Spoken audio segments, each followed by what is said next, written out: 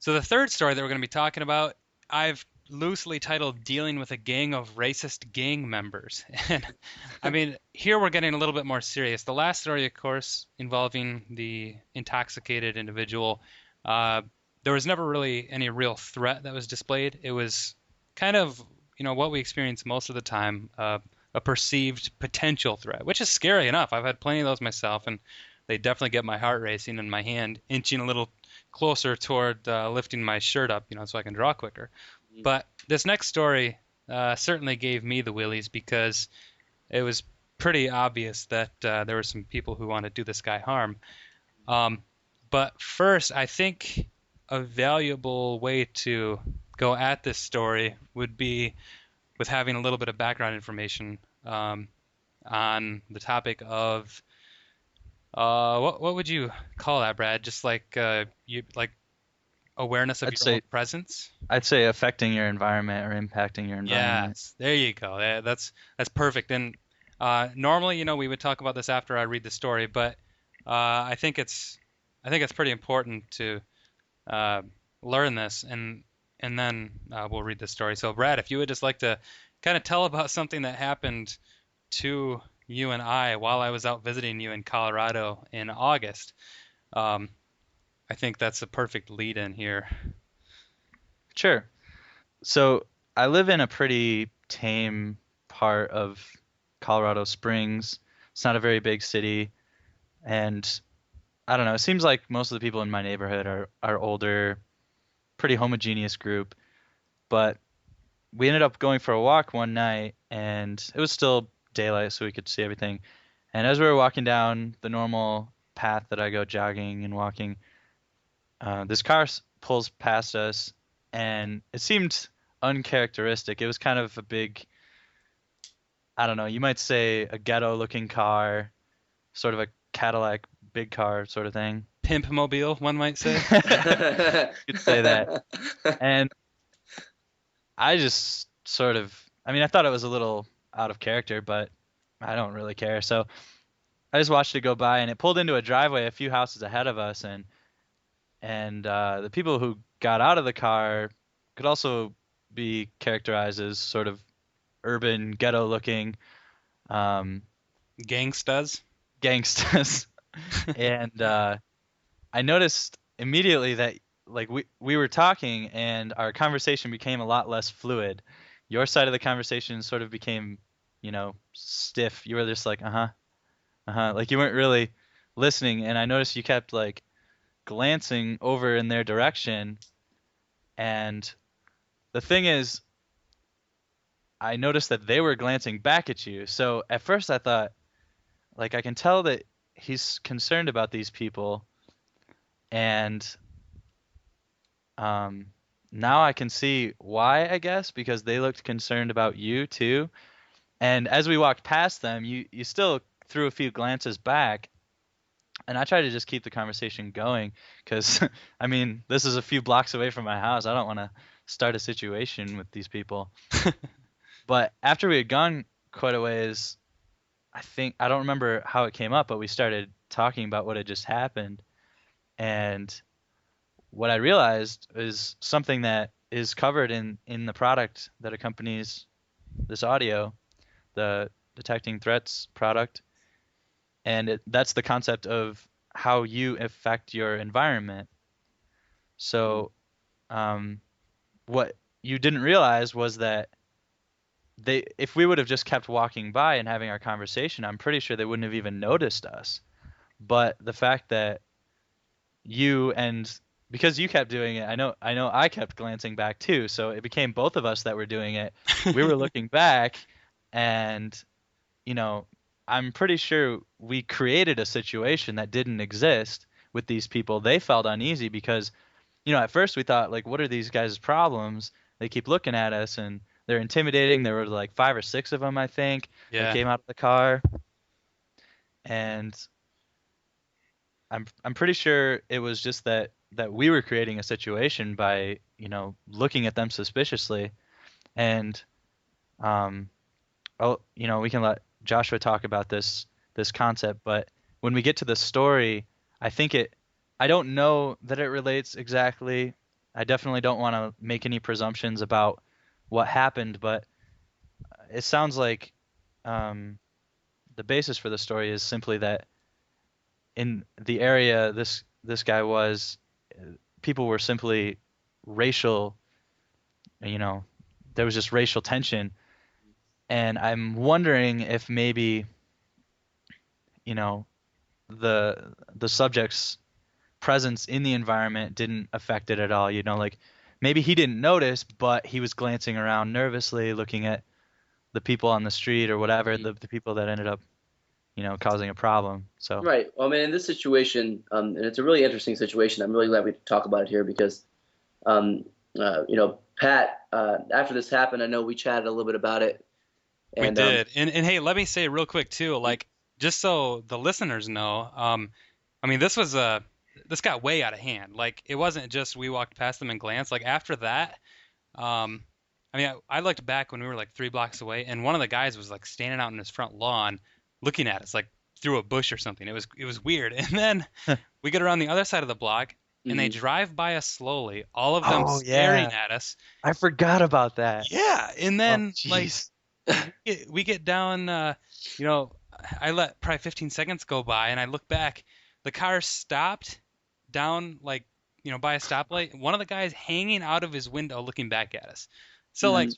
I mean, by now, I have my Glock 26 on me. I'm wishing I had my 19 on me. I'm like freaking out. And it was only later in talking to Josh that I realized I did create the situation 100%. And as Josh talks about it, and as I read the story, and as we analyze that, remember that we're not trying to suggest that you're just you revert to condition white, even though I think a prepared individual, living in an elevated condition yellow is probably going to attract more attention than somebody in condition white, a sheep.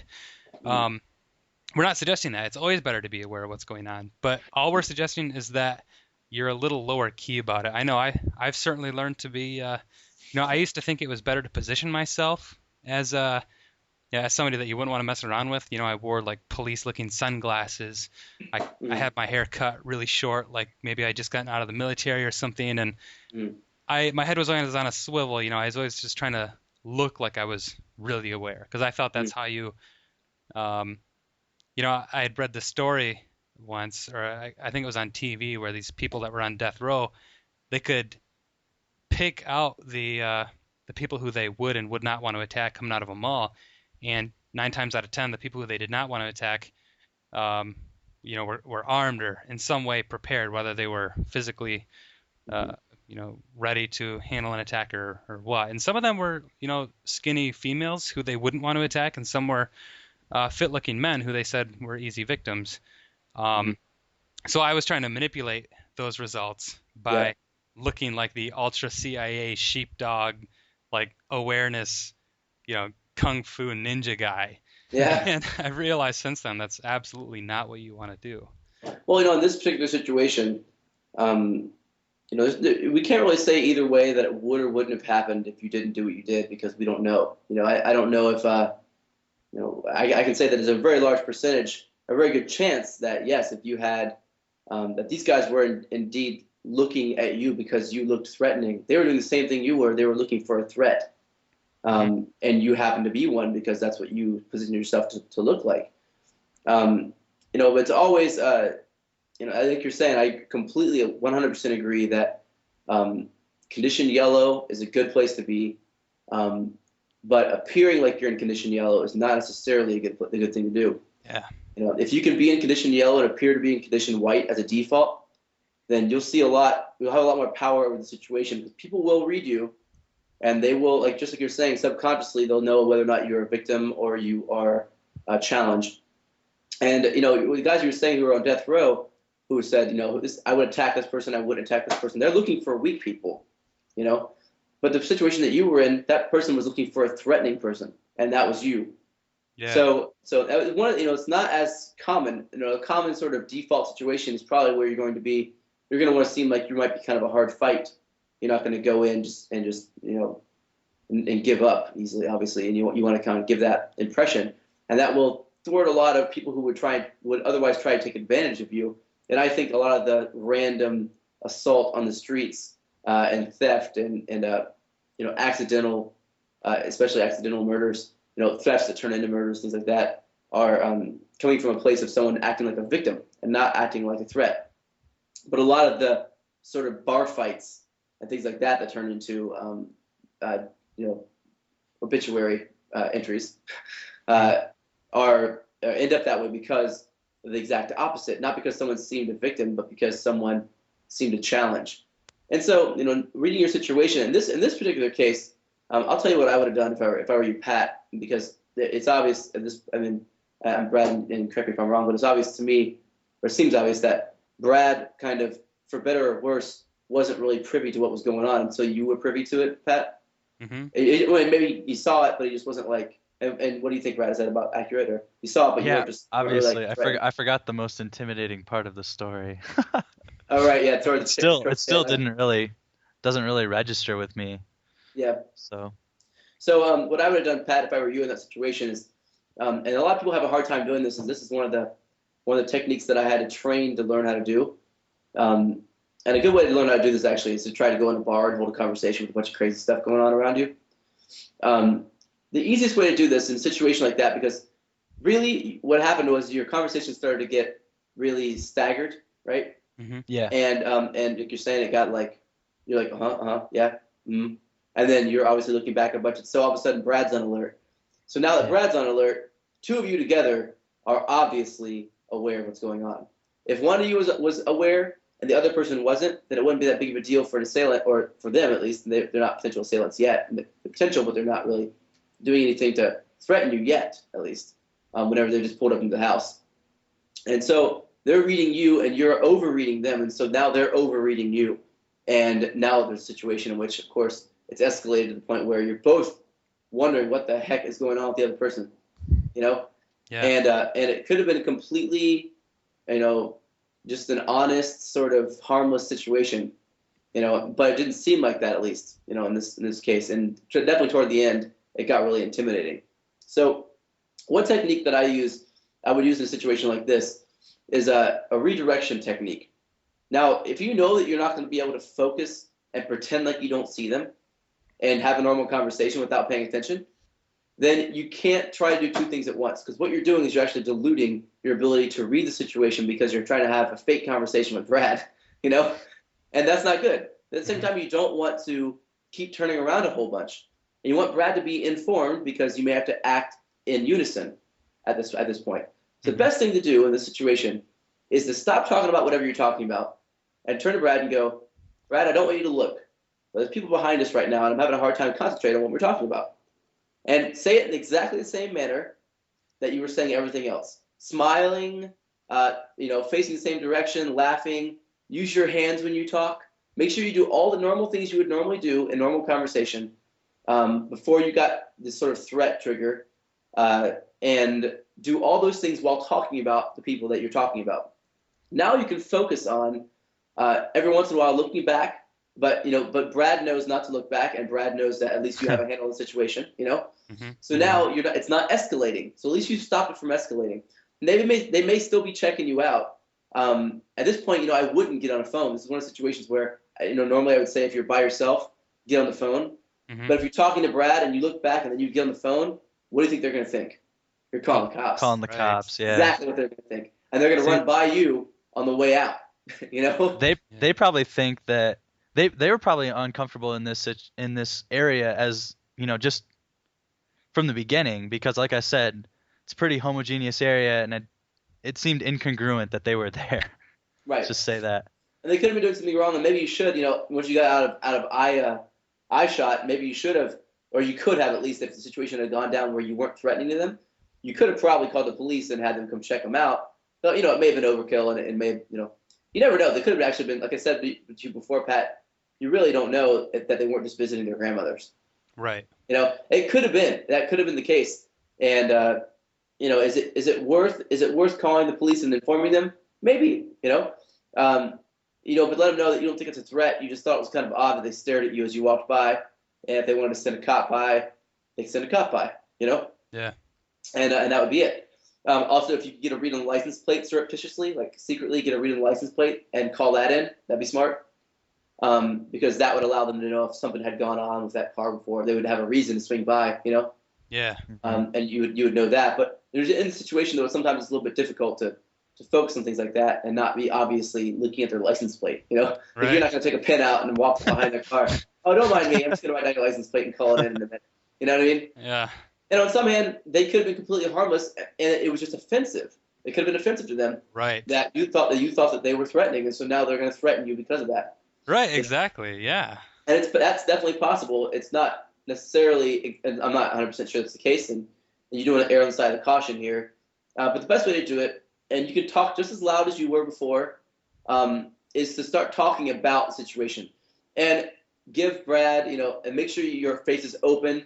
You don't keep glancing back. You start to use some of the things that I kind of outlined in this book, sort of using other people's reaction, using reflections, using props to be able to kind of look back. For example, what I would do in situations like this as well is I would start to tell a story or have it look like I was telling a story to Brad, and point off in the distance, sort of parallel to where this person was. Mm-hmm. So stop where you're walking, point off, not at all in the direction that they are, but not in the opposite direction either, kind of perpendicular. So, for example, if they were at a house and you're walking down the street that the house was on, if there was an intersecting road, if you pointed down a direction in that road and you both face that direction, you could get a peripheral view of what was going on at the house and at the car and with these people. And at the same time, all they see is you pointing off in the distance and Brad looking in the direction you're pointing. So they think that you're talking about something down there. Yeah. And that will allow you to, and though you're saying at the same time you're telling Brad, you'd be saying the whole time, I'm going to point down here, and down there is a house, and I want you just to look down there for a second, and I'm going to get a read on these people, and, isn't that crazy? Okay, cool. And like you're having a real conversation, and because you're going through all the motions, they're primarily actually solely reading your body language because they can't hear what you're saying. So if you make your body language like what you saw didn't affect you, then I can all but guarantee you that you would have gotten out of that situation without at least the tail end of the threatening part. You probably could have gotten around the corner, made a quick phone call, said, hey, I don't think this is a big deal, but you may want to swing by and check it out. This color car, this many people. They were really sort of sketched out, sort of afraid that we were walking by. They were really cautious. And so I thought I'd give you a ring, let you know, call the police and tell them, But again, that's a situation in which I would use a redirection technique, and it's one of those situations. It's one of the many actual situations in which giving your position and how much giving that away gives away all your power and actually can instigate a situation. It won't always be that way, but it is it's a whole other tool on your tool belt if you can learn how to hide the knowledge that you know and still have control over a situation in certain instances like this. Yes. Yeah, that makes perfect sense. And I'm going to read this story now. And as I do, to the listeners, I'm going to refer you back to page 79 of Josh's book, included with this audio, How to Recognize and Respond to Potential Threat. Because on that page, they talk about the ABCs of dominance, and it shows a guy standing overly dominant. And I think that was my huge problem, is that I wasn't simply... I wasn't being subliminally confident to these people. I was being like outwardly confident to the extent of almost instigating a challenge. Exactly. Mm-hmm. All right. Well, let's read this story now. This is a bit different than that. So we can almost treat them like two different things, but they do both involve a gang and people who are incongruent to the area and stuff like that. So. Here we go. And again, this is in first person in the guy's words who wrote it.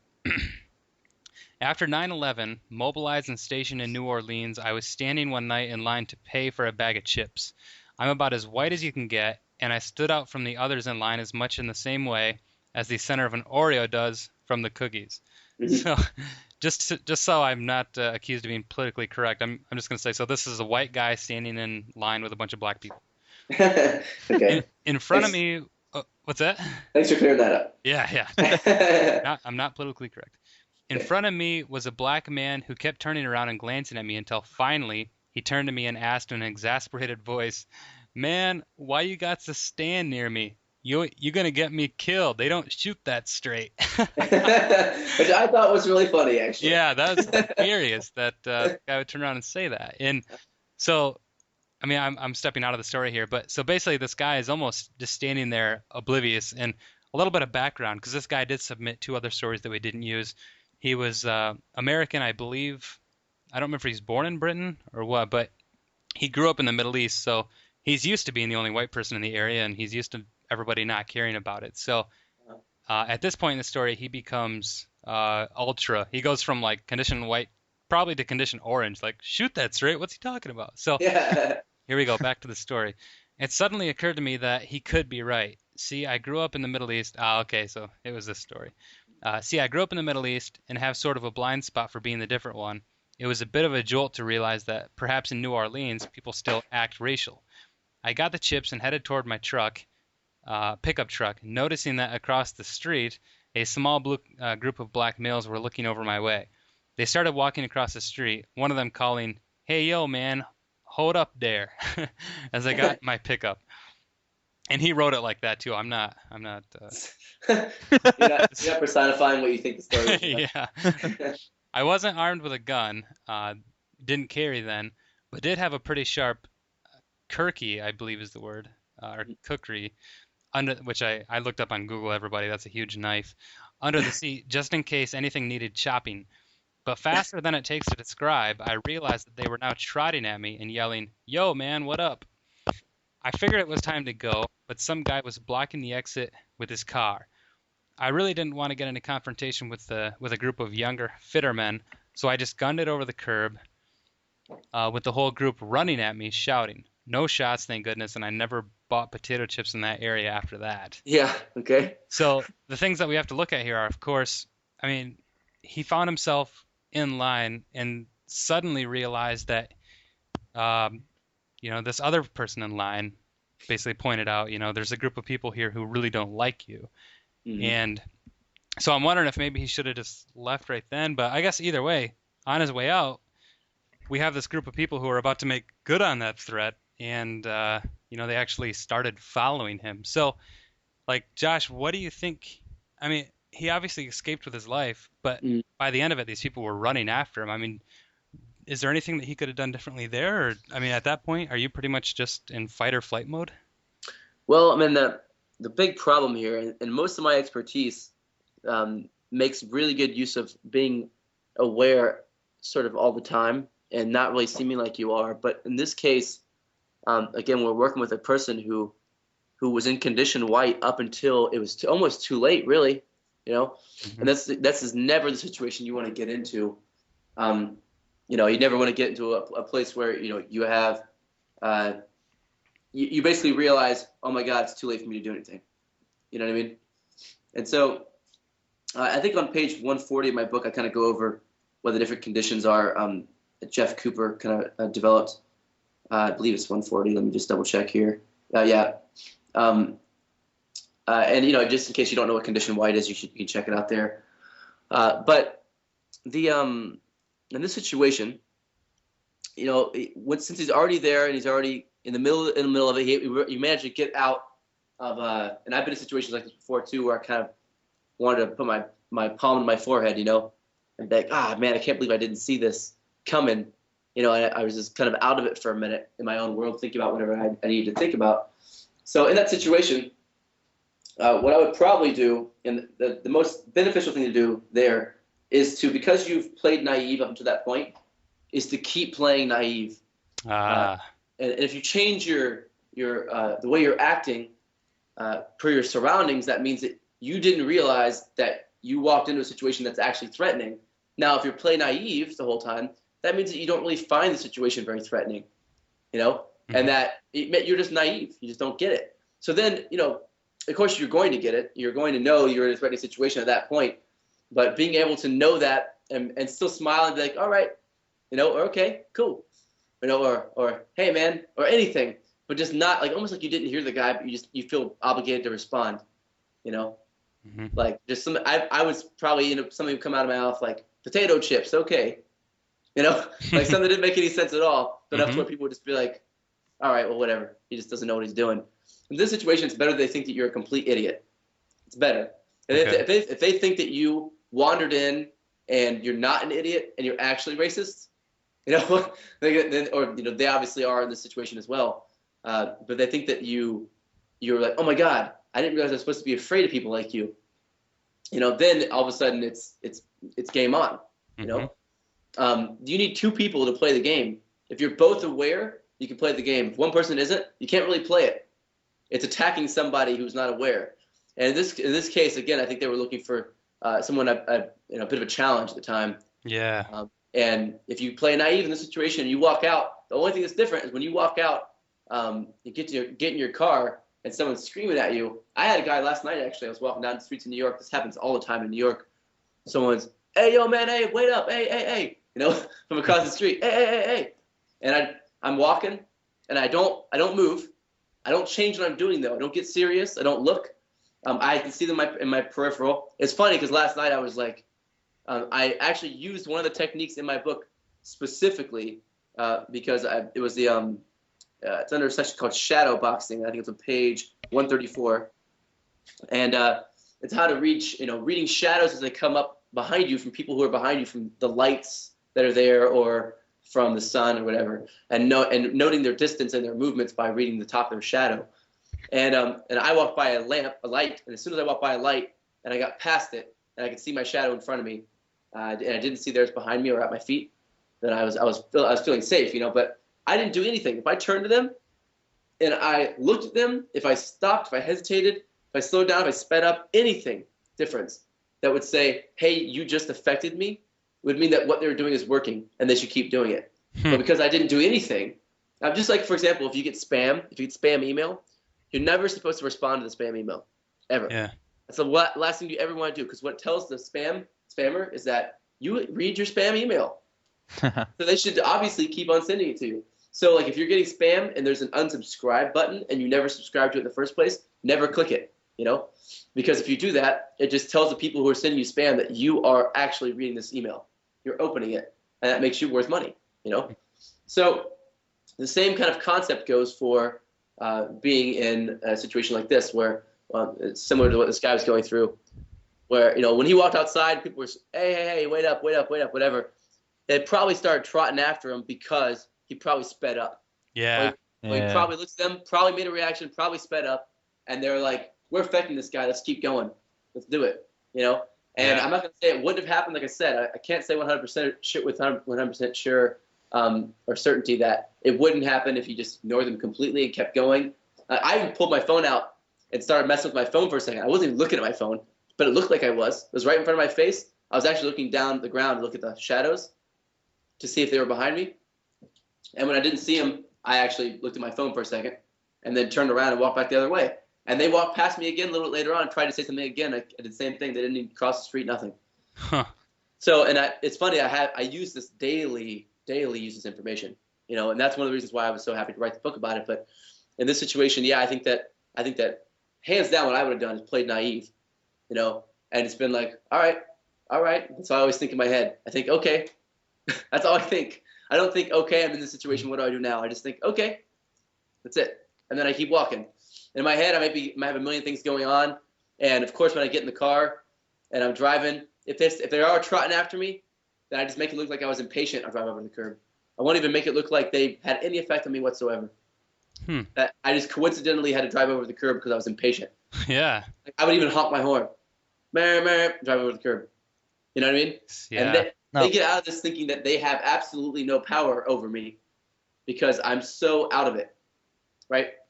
But it also makes them drop their guard a whole lot because I seem like I'm so out of it that they don't have to do much to threaten me or attack me, So if they're going to attack me anyway, I'd rather that they think that I'm completely clueless than if, they think that I know what I'm doing and I got a, Crocodile Dundee-sized knife underneath my car seat. You know what I mean? Yeah.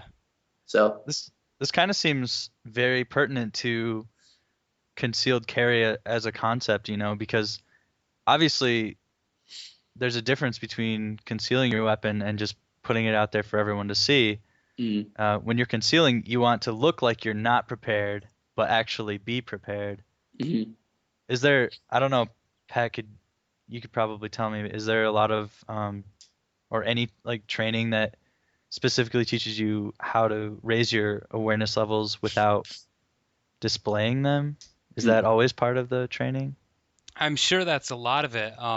But even more applicable to the situation here, or to your question, I think, is the ever-raging argument between concealed carry and open carry. A lot of Hmm. people think that if everybody wore their guns on their hip, there'd be a lot less crime. And I think they might be right. I mean, I think if everybody carried a gun, or half the people did, it might be intimidating to someone. If one person carries the gun openly in a city, I don't know if it really helps that much.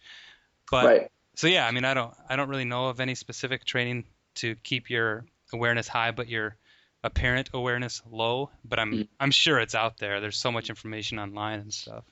Yeah. And originally I think the original title that was going to have for this book that got switched was, and I was really thinking about what the book is really about. And after I wrote the whole thing, um, I realized it was about mastering the weapon that the enemy uses, and that is their deception and their assumptions. And mastering Mm.